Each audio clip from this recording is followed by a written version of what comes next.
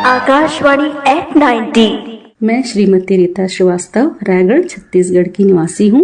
आप सभी को आकाशवाणी के 90 वर्ष पूर्ण होने की हार्दिक बधाई और शुभकामनाएं। मैं रेडियो की नियमित श्रोता हूँ। आकाशवाणी से प्रसारित विभिन्न कार्यक्रम जैसे सुबह के समय वंदना, रामचरितमानस, बाजे मांदर, आपकी फरमाइश, युवा के लिए युवाणी और किसानों के लिए किसानवाणी ध्यान से सुनती हूँ। शिक्षा के साथ मनोरंजन करना आकाशवाणी का ध्येय है और यह एक ऐसा माध्यम है जिसमें बिना बाधा के सुनते हुए अपना कार्य भी कर सकते हैं।